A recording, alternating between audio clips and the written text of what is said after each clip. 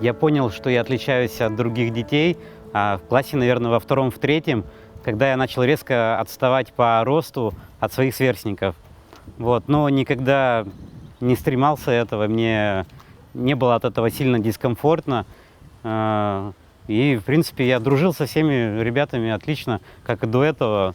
И особо старался не зацикливаться на своем росте и каком-то отличии. Как такового буллинга у меня не было в мою сторону, но, конечно же, находились люди, которые тыкали пальцем и говорили, что ты какой-то не такой, как все. Задиры, так скажем, обзывали всячески. Поэтому приходилось, да, за себя стоять. Ну, я понимал, что это какая-то особенность. Но я не ощущал себя каким-то не таким, честно. Вообще не ощущал.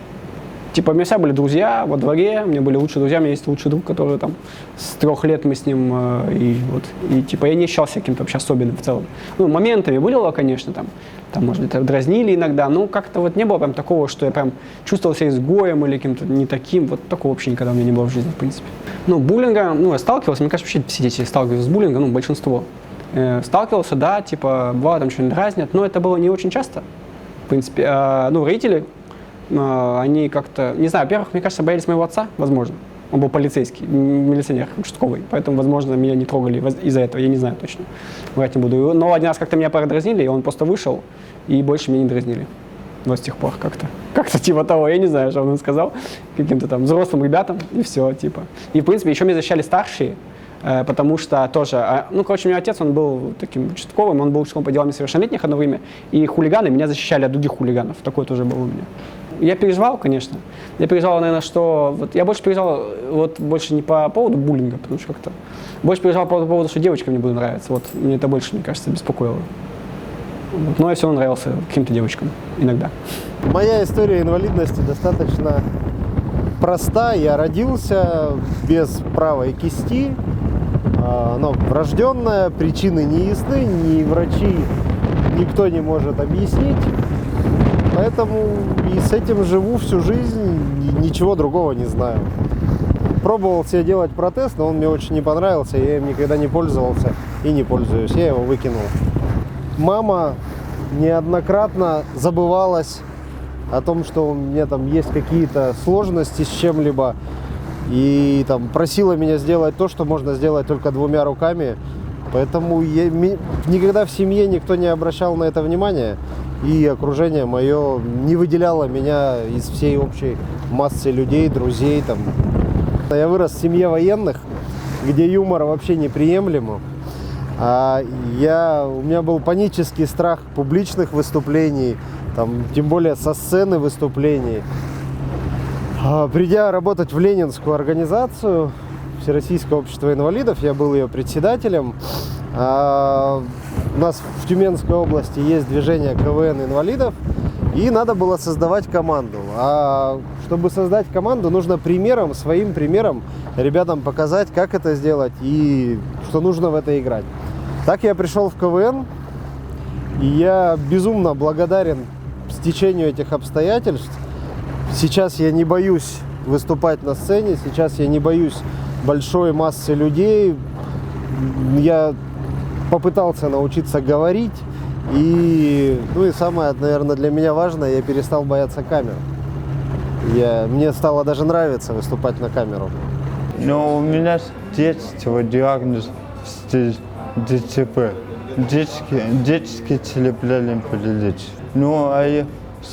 Я так сильно не переживаю из-за диагноза. Руки, ноги работают, и слава богу. Все остальное добиться можно.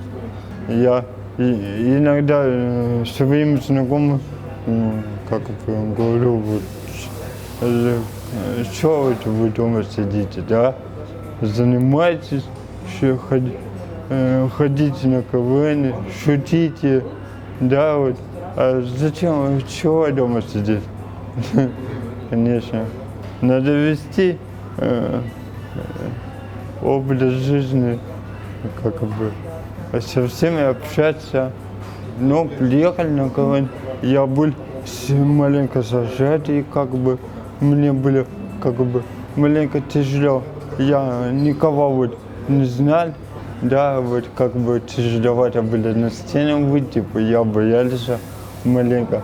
Но потом как бы я всех начал, все меня знать начали, я со всеми познакомился.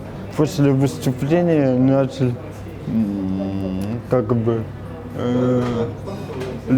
стал раскрепощеннее, как бы у меня улучшилась дикция, я стал говорить как бы с людьми получше. Вообще КВНом я начал заниматься в раннем детстве. Так получилось, что я отдыхал и жил на территории детского лагеря, родители там работали, и был вожатский костяк из КВНщиков старой школы. В общем, я с ними везде там плелся за ними и потихоньку начал любить эту игру. Ну и первые выступления начались там же. Потом школа. В школе обычно дети не играют в КВН, они занимаются другими вещами. И вот в этот период до самого студенчества я им не занимался, и в студенчестве вернулся в КВН, и, в общем, по сей день много-много лет уже в КВНе.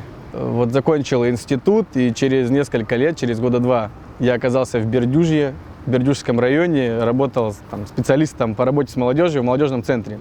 И в какие-то дни, когда ты уже после института говоришь, я все с КВНом завязываю, ну, это, наверное, такая практика у многих, я пришел на работу в очередное утро, и мне дают положение, говорят, есть КВН среди молодых людей с ограниченными возможностями здоровья. И, в общем, твоя такая обязанность, неважно, играл ты в КВН, нет, подготовить команду от района и поехать выступить. И, как это бывает, только завязал, тут же развязался. Привезли мне 2 ребят, вся команда состояла из 3 человек. Это я, Николай Сибирцев и Сергей Ковтайкин. Вот мы таким костяком собрали выступление и поехали в Тюмень на первый областной фестиваль. Ну, для нас первый, тогда он уже был какой-то, наверное, 10-й. 11-й, наверное. И сразу выиграли его. Вот, получили гран-при. И вот так и мы попали все втроем в этот областной КВН инвалидов. У меня, наверное, был не культурный шок, а чисто человеческий стопор такой. Я знаю, да, как играется в КВН. Какие-то, ну, я на тот момент уже была опытным КВНщиком. Команда КВН Тюменского государственного нефтегазового университета. Хорошо все-таки в Тюмени весной. Выйдешь это рано утром на поляну, кругом тишина, только буровые работают, да насосы качают, да мужики ругаются, что трубы тяжелые, да шоферы Белазов матерятся. И во всем этом тихонечко так. Журавли. Нет! 6-й насос опять не смазали, мать тихо, ну сколько... А ну вы в своем уме, один насос работает. То есть я знала, насколько это трудозатратно, насколько это физически затратно, насколько это выматывает. И мне очень сложно было представить, как ребята будут точно так же, да, играть в КВН. То есть для меня вначале, ну, не было задачи, что они во что-то другое должны играть. То есть они изначально должны были играть по правилам, как это надо. Поэтому мне было очень сложно представить, как им это, ну, физически, да, морально им будет это. То есть несколько дней подготовок, репетиций, огромная сцена, да. Конечно, это, наверное, 2 игры, может быть, да, 2 или 3 года, наверное, у меня было такое состояние, немножко такое, как бы, как вот их нагружать, ребят, да, как вот их там что-то еще заставить. Но я всегда их требовала, чтобы они играли по всем правилам КВН. То есть, если уж мы с вами вышли на сцену, да, то это должно быть красиво, качественно и, главное, смешно. У меня был шок полнейший. Ну, то есть я мало того, что вообще не понимал, что это за такой КВН и о чем там шутить, как вообще в это играть.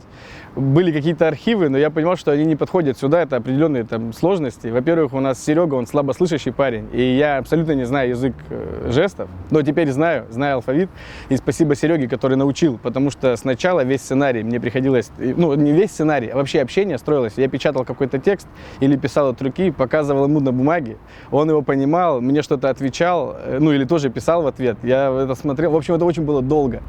Потом он научил алфавиту по буквам, и мы начали потихоньку вот так общаться. Потом начали играть в игру «Крокодил», чтобы развивать какие-то этюды, ну, показы Серегины миниатюр. И был еще Коля Сибирцев, который тоже первый раз вообще пришел в КВН. Он его, мне кажется, до этого даже не смотрел. Но вот он приехал играть. И взаимодействие, ну, с Коляном было, с Колей взаимодействие сразу получилось. Мы нашли общий язык. С Серегой находили его чуть дольше, но в целом Да, шок был бешеный. Мне повезло быть редактором Лиги КВН людей с ограниченными возможностями. Это бомба вообще. Я в целом никогда не было у меня такого какого-то сожаления, как у людей, такого, отторжения к инвалидам. Я сразу понимал, это люди, обычные люди, просто с особенностями. И когда я каждый год приезжал, с 2013 года я с ними работаю, и каждый раз вот эти 2-3 дня мне давали какой-то толчок невероятный. Я смотрел на них, они очень волевые, вообще супер волевые люди. Аж матюкаться хочется. Они какие-то... у них очень много сложностей в жизни. И я понимал, что вот мои проблемы и проблемы людей, которые в целом, можно сказать, назвать здоровыми, хотя людей, у которых нет вот этих ограниченных возможностей, они какие-то как будто бы иногда кажутся больше, у них больше ограничений в жизни, чем у этих людей, именно в голове. Вот, и я всегда кайфовал, у меня никогда не было отторжения. Единственный прикол, я первый раз, когда приехал, я пришел в столовую и такой, погнали, ладно, будем кушать, смотреть, веселиться. Короче, меня позвали на финал, там какой-то был финал, межрегиональный кубок. И там была команда из Магнитогорска. Они выступали, у них все было хорошо, они даже, мне кажется, выиграли в тот раз. И чувак на финальной песне, у него был протез ручной, он его отстегнул, и на таком кураже жестком он был, и вот начал вот так вот махать, и я вот так смотрел, и я был в таком шоке. И я такой, вот это да, разве так бывает вообще? И понял, вот это моя тема, мне здесь нравится, погнали, ребята, веселиться, это вообще кайф.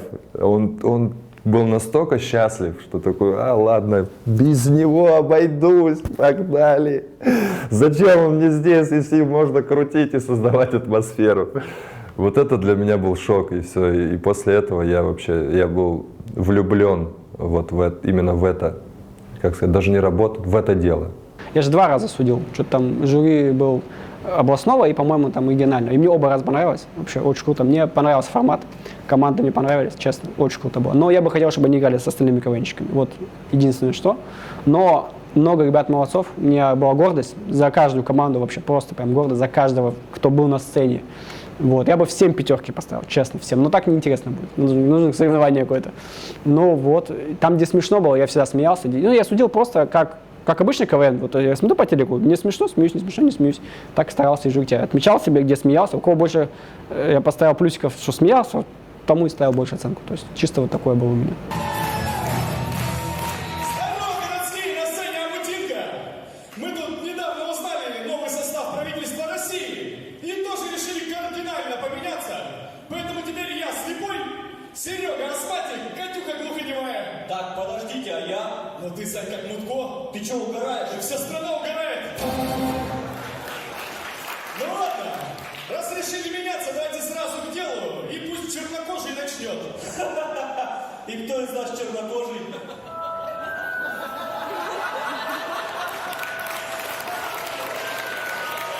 Сашка, мы давно хотели тебе сказать, на самом деле ты негр. Что? Ладно, начинай. Ага, я что, самый рыжий, что ли? Сань, на самом деле ты действительно рыжий. Я что, рыжий негр? Да пошли вы, вот пусть Серега объявляет. Сань, на самом деле никакого Сереги нет. Да бросьте вы, а это кто? Опа! Я отвечу на этот вопрос анекдотом, наверное. Да, парень там познакомился в клубе с девушкой. Через несколько часов в постели закончили. Она говорит, так себе. Он говорит, всем не угодишь. Так же и здесь. Кто-то готов, кто-то не готов. А говорить, что там это вызывает отрицание, нет. Для кого-то первое ощущение, даже по членам жюри, это какой-то легкий шок. Но потом приходит именно чувство юмора и понимание шутки и смех. Просто люди не всегда готовы к тому, что над этим можно шутить там. над отсутствием конечности или там, над отсутствием зрения. Но потому что общество относится к этому как вот к большой-большой проблеме, а не к какому-то там поводу для шуток. И КВН, там стендап, любой юмор, яралаш там и аншлаг, всех прорекламируют. Они именно вот внедряя все больше и больше это, они позволяют понимать общество. Я уже говорил, что благодаря таким шуткам общество относится по-другому. Не сам человек с инвалидностью, а окружение. Я не понимаю вот этого типа общества. У нас всегда в стране общество к чему-то не готово.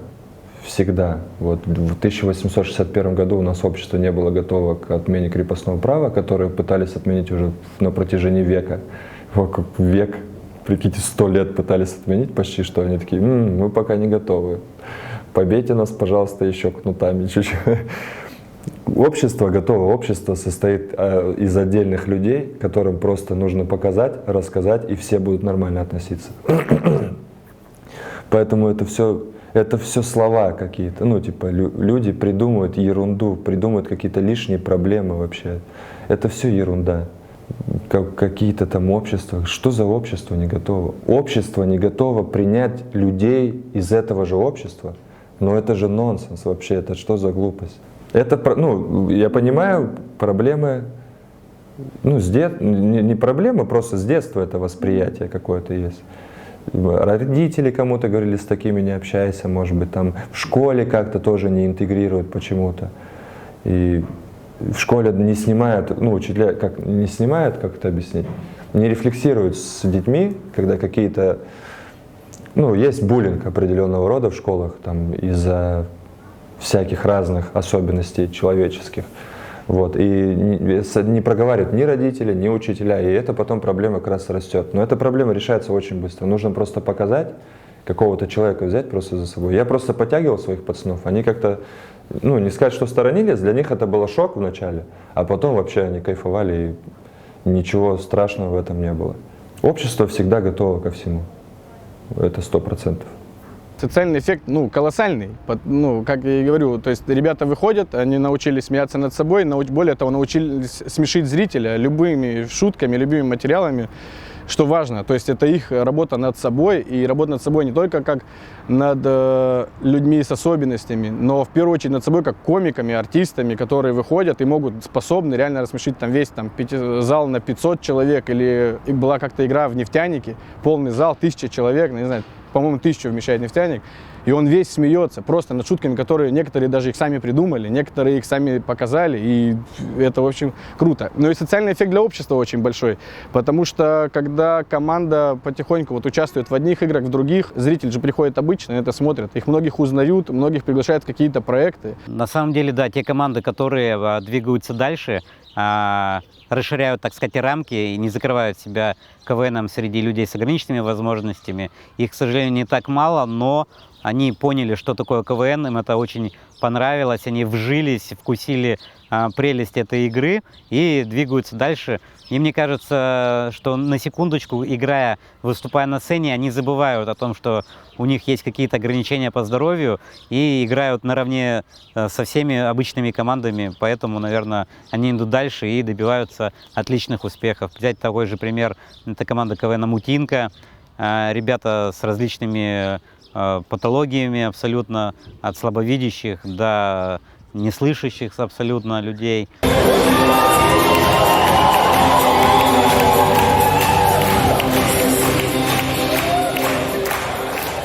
Это что еще за цвет настроения синий? И почему Киркоров? Вообще-то я болгарин. Да с чего? Ты речь его слышал? На русский это мало похоже. Вообще, мы амутинская молодежь. Да какая мы молодежь? Вы даже не знаете, что такое дэп. Как не знаю? Амутинка — это собирательный образ российского села. Действительно, то есть ты смотришь вообще на эту команду, и, во-первых, ты за нее переживаешь, как... Я даже не знаю, как это, выразить. Ну, наверное, да, лучше не скажешь, что это собирательный образ российского села, российской глубинки со своими проблемами. И вот эти проблемы каждого человека, отдельно стоящего на сцене, личные, они все так перерабатывались в какую-то проблему обычного человека, жителя глубинки, провинции или вообще россиянина. От этого, наверное, становилось смешнее, что у тебя картинка с юмором вот так сопоставлялась. И фонетически, конечно, тоже звучит очень весело «Амутинка». Сегодняшний день, впервые за 60 лет, можно сказать, что единственная команда, которая, в общем, дошла до телевизионного, практически телевизионного КВН. Всероссийское общество инвалидов представляет команду КВН «Амутинка». Здравствуйте, родные! Мы приехали к вам из небольшого села Амутинка. Но вы не подумайте, мы счастливы, что живем в селе, ведь к нам никогда с концертом не приедет Ольга Бузова, у нас не выстроится очередь за новым айфоном, ну и проверять наших чиновников вряд ли уж когда приедет Владимир Путин. Все-таки есть еще на земле места, которые Бог бережет. Саша, у тебя? Скрипка. Ну я так понимаю, если это скрипка, то это виолончель? Нет, это окно. Так, зачем вам окно? Здесь нельзя курить. Ну в окно-то можно. Уберите. Да пускай постоит. Что, жалко, что ли? Это стадион в Калининграде, пускай постоит. Че, жалко, что ли? Это было очень сложно же. Но, то есть, получили приглашение, конечно, радости было, восторга, потому что это шло очень много лет. То есть, Амутинка — команда, которая работала лет 5 до этого. В общем, команды, с которыми мы там встретились, да, это действительно топовые команды высшей лиги, премьер-лиги. Авторы Comedy Club, которые приехали работать с какими-то командами. По-моему, после нашего выступления, вот как раз первого показа Александру Васильевичу, многие команды и как раз авторы сидят в зале. Была хорошая реакция, и после выступления многие люди подходили, которых ты где-то видел, то есть не где-то видел, то есть ты видел так со стороны всегда, или там даже в том же фестивале Сочи, и ты, которым лишний раз не подойдешь, там не потревожишь, потому что это же он. А они подходили и говорили: блин, как классно, ребята, это у вас, был такой вопрос всегда удивительный, а у вас правда инвалиды в команде? И вы такие: в смысле? Говорит, потому что ты не скажешь. И это тоже был один из таких, как не то что успехов, но моментов, когда ты говоришь: да, вот. То есть мы так и хотели, чтобы это все сработало, вот это просто обычная хорошая команда КВН. То есть у них тоже уже нет такого отношения, типа, это КВН среди инвалидов или это КВН просто КВН, потому что, по сути, правила одинаковые. Тут либо смешно, либо не смешно, и нет никакого там отношения к тому, что, типа, давайте здесь будем небольшие поблажки делать, потому что вроде вот КВН особенный. Но нет, это просто юмор. Мне кажется, в каком-то обширном плане, нет такого какого-то социального эффекта, что прошел КВН инвалидов, и все люди, которые не инвалиды, такие: вау! Они, во-первых, об этом не знают, но мне кажется, для людей, которые участвуют, для людей, которые с ограниченными возможностями, они верят в себя. Они как минимум на время подготовки, а особенно на время выступления, когда люди им хлопают, на КВН это в целом, почему люди подсаживаются, даже здоровые, что это тяжелая работа, ты постоянно в каком-то стрессе, но вот эти 5 минут славы, так скажем, когда тебе похлопали, посмеялись, они нивелируют вообще весь негатив, который собирается до этого. И, собственно, люди, которые, у них и так жизнь, нелегкая, это им дает шанс какой-то просто расслабиться, поверить в себя, показать, что они умеют, послушать реакцию людей, послушать их потом комплименты, когда их хвалят. Как-то. Это для них очень важно, 100% важно. 100% нужно. Там был такой пацан, есть он живет, Паша Соскин. Паша Соскин — это мой герой вообще.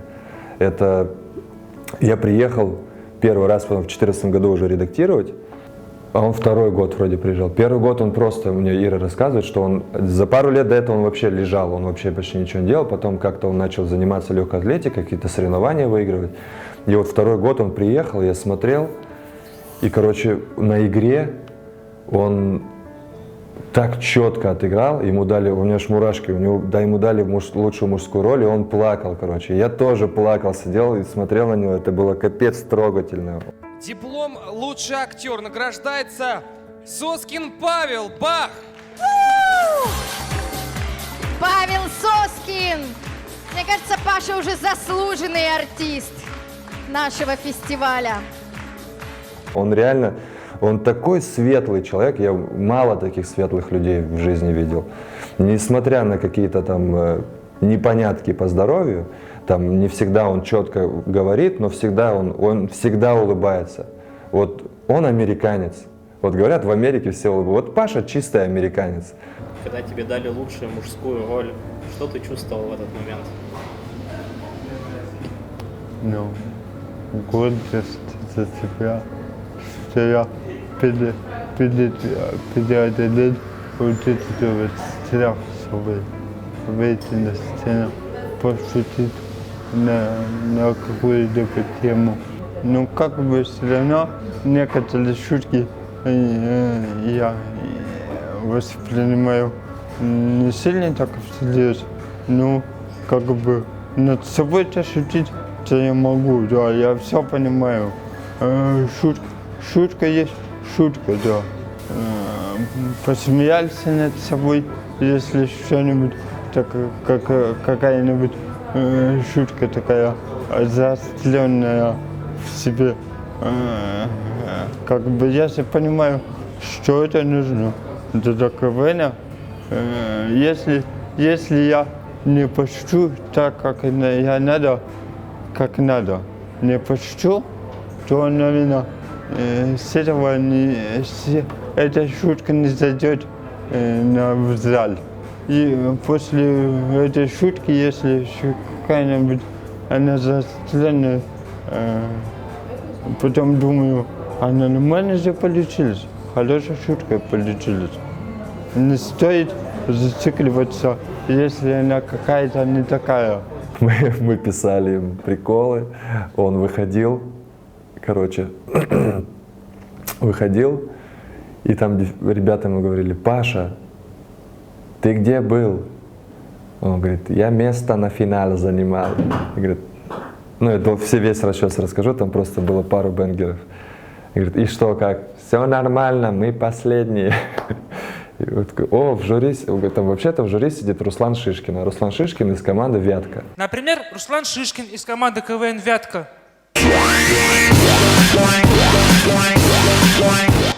Ты что, их пародируешь? Да нет, просто спину защемило. И он такой: о, и вставал вот так под музыку, под отбивку «Вятки», это у них типа типичное движение. Я говорю: ты что, его пародируешь? Он говорит: нет, спину защемило. Потом говорят: Паша, вообще-то за победу в Кубке сегодня будет ожесточенная борьба, а у него ДЦП, ну, прям бросается в глаза. И он говорит: не-не-не, я бороться не буду. Говорит: почему? И он так смотрит на себя: ну как тебе сказать? Я больше в футбол. Она говорит: ну, тогда побежали. И Паша говорит: ой, язык мой, враг мой. А потом он в конце что-то подходил к Ире Черезовой, к ведущей, начинал с ней танцевать. И говорит: Ира, можете наступать мне на ноги, я их все равно не чувствую. Вот, и это для меня было вообще, вот в тот год он для меня еще больше углубил веру и в счастье, и в радость, и как сказать, в то, что не надо смотреть на свои проблемы и жаловаться. Жаловаться точно, и жалеть нельзя. Вот этого у меня, я давно, с детства, мне еще в лагере как-то сказали, что никого жалеть нельзя. Жалость и сожаление в сторону человека — это самое последнее чувство, которое надо испытывать. Поэтому у меня, как говорили, ни любви, ни тоски, ни жалости. Вот, я понимал, я мог их там не кричать, там, ребята, ну, я понимаю, что им сложно идти. И я такой подгонял: ну-ка давайте быстрее, давайте колеса в руки, чик-чик-чик, поехали. Они прикалывались, они понимали, что я с ними на одной волне. Я не выше, не понтовался, я был чисто их Кент. И они меня хавали, они со мной нормально общались, и я с ними нормально общался. Мне очень понравилось. Ну, смотря в чем нельзя. Вообще, в целом, с моральной точки зрения не надо, с моральной точки зрения. Вот. Но жалеть иногда стоит в плане того, что там, если у человеку тяжело стоять, наверное, нужно ему уступить место. Правильно? Надо сказать: ну ладно, не буду его жалеть, ему же не нравится, а у него одной ноги нет нахер. Все-таки пусть присядет, наверное, да? А в моральном плане не надо там говорить: ой, ты бедненький, там, ой, ты какой. Да, блин, он не бедненький, ему нормально. Ну, типа, он привык по-любому к этому. Ну, может, кому-то если нужна поддержка, возможно, он пусть скажет, если действительно: поддержите меня, ребят. Но в целом поддержка чисто человеческая какая-то, но не такая, что там типа жалеть, там типа да ты бедненький, да ты там типа какой-то не такой, ограниченный, мы тебе должны помогать и так далее. Мне, например, вообще не нравится, когда мне уступает место в автобусе, лично мне. Я себя чувствую ущербным, серьезно, особенно когда женщины уступают. Они, я понимаю, они сердобольные просто, но когда мужики уступают, я сажусь. А если женщина, я не всегда говорю, сидите, потому что, ну, типа, как-то, не знаю, мне как-то неловко, что они уступают мне место. Даже бабушки бывают уступают место, господи, добрейшие люди, наверное, такие. Ну, взрослым это не очень приятно, потому что в их глазах я выгляжу, чувствую себя просто каким-то не таким. Хочется себя чувствовать нормальным. Поэтому жалеть, наверное, все-таки не надо инвалидов. Ну, 1+1 все смотрели, я думаю. Вы, наверное, уже все заметили у меня одну особенность, да, все? Да, я похож на узбека. Хотя я татарин. Вот, ладно, ну, естественно, это не та самая особенность. Еще ухо очень странное. Вот, возможно, я полуэльф, полутатарин. Вот, возможно, я так хожу, потому что, ну, наша раса привыкла летать, а не ходить. Знаете, я еще, ну, у меня под моим выступлением, одним под видео выступлением, кто-то оставил комментарий такой, типа, Руслан, ты гордость Тюмени и всех инвалидов. Ну, типа, мне кажется, гордость инвалидов это тот, кто вылечился, нет? Еще, знаете, я раньше рэпом занимался. Да, я раньше рэпом занимался, и у меня был псевдоним, типа, назывался Вольт. Я считал крутой, потому что, типа, энергия, 220 вольт. Сейчас я понимаю, это очень странно для парня с ДЦП, да? Типа, вольт, в смысле, током ударило, да? Типа, у меня еще были строки, знаете, буду делать рэп не ради денег, буду делать рэп ради Тюмени. Я поэтому рэп и бросил. Вот. Просто люблю Тюмень. Это юмор, это такая штука очень универсальная. То есть она делает как будто бы какие-то серьезные проблемы менее серьезными. И то есть они кажутся уже не такими какими-то глобальными, какими-то, ну, то есть ты немножко отстраняешь, во-первых, от них, потому что смеешься над ними. И тебе кажется, что, ну, это не то, ради чего ты должен вообще переживать в принципе. То есть у тебя меняется какой-то вектор эмоциональный вот, в отношении каких-то вещей. И через юмор, опять же, это интересует людей. И то есть какие-то серьезные можно вещи через них донести, потому что, ну, юмор люди любят, они любят веселиться. Но смеясь, они все равно могут что-то подумать еще при этом. Потому что они обратили внимание, они что-то переварили, и где-то там, особенно если классная шутка, она глубокая, со смыслом, это вообще круто. То есть какая-то она глубинная шутка, она даже, знаете, она дорого стоит, она даже может быть не смешной особо, но она где-то вот здесь. Не про юмор бы я говорила, а конкретно про КВН, потому что я это всегда говорю и повторяю, что это вообще уникальный жанр, где ты можешь быть кем угодно, где все твои какие-то особенности могут тебе работать в плюс, да, то есть это дополнительный такой, вот твоя индивидуальность здесь может раскрыться, и это, ну, как бы не в негативе будет, да, никто над тобой не будет зло смеяться, здесь будут все смеяться, потому что это смешно. Мне кажется, вот в этом, это вообще реабилитация потрясающая, то есть если ты где-то дома поешь, то здесь ты можешь петь громко. Если ты как-то так танцуешь не очень, то здесь ты можешь вот так не очень станцевать, и это будет 100% смешно. Если ты там себя, ну, думаешь, что вот я сейчас пойду и короля сыграю, то здесь ты можешь это сделать, будешь каким-то смешным королем, и это будет... То есть тут такое, ты можешь себя попробовать кем угодно. Дальше пробиться в шоу-бизнес. А я и не один, и я с ручной кладью.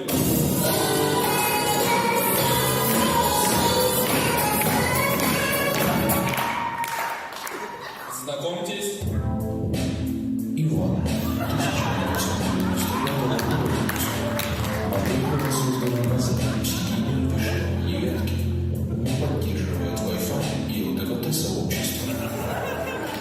Ну, во-первых, я не хочу ни на секунду расставаться с КВНом, и в дальнейшем буду стараться держаться на плаву, далеко КВН от тебя не отпускать. Даже сейчас, уже после выхода телесериала «По колено».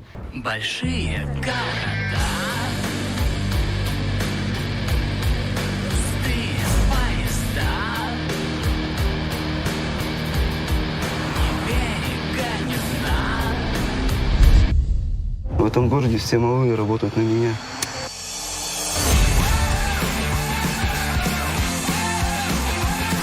В этой сцене ты пытаешься ей владеть, а ты против. Начали. Пойдем со мной. Нет, пожалуйста, не надо. Текст говори. Простите, затупил немножко. Спасибо, у нас это есть. Небоскребы, небоскребы над Москвою, над рекой, и вокруг все долбай, а ты маленький такой. У меня был свой собственный знаменитый карлик. По колено. Смотри большую комедию с 4 марта. Я стараюсь помогать командам КВНовским, а также постоянно хожу как зритель, либо в последние, буквально на этой неделе, я присутствовал как член жюри на юноармейском КВНе и, собственно, хочу всегда вариться в этой каше, так сказать. Мне это очень нравится, очень для меня это близко и родно. Вот. Ну, в дальнейшем для себя хочу, что ж, так как я начал уже актерскую деятельность, хочу все-таки стать для себя, сказать, мини-Джимом Керри, только в лице Тириона Ланнистера. Поэтому будем сейчас развиваться как комик маленького роста. Нужны люди рядом, которые поверят в них. Вот, наверное, даже так. Типа, можно поверить в себя, чтобы люди в них верили. А так просто легче относиться, не заморачиваться насчет своих проблем. Ну, они, собственно, это его не делают. Да, на самом деле у них все есть. Надо просто человека, который скажет: ребята, давайте в КВН играть. И они очень легкие на подъем. Вот это мне очень тоже в них удивляет. Невероятно волевые и легкие на подъем. Типа. Они намного быстрее схватывают, чем другие люди. Вот, поэтому ничего особенного им не нужно, чтобы заниматься юмором. Нужно просто сказать им, что можно заниматься юмором. Предложить, помочь как-то. А так у них все есть уже в целом. Потому что, ну так, как что нужно обычному человеку, чтобы заняться юмором? То же самое. Ну, типа, я бы не разделял инвалидов. У них, наоборот, у них есть уже бонусы. Ну, если говоря словами людей, которые проигрывали инвалидам, которых якобы засудили. У них преимущество есть. Я думаю, имеет смысл создать, именно если там люди приобрели инвалидность, что-то с ними случилось, и какой-то пусть там клуб или кружок, скажем, назовем, да, юмористический, где они через призму юмора смогут свои проблемы минимизировать. Это точно, я думаю, имеет смысл. И вообще, в принципе, доказано, что юмор и смех, они проблемы делают менее весомыми. Это, то есть, даже не я придумал.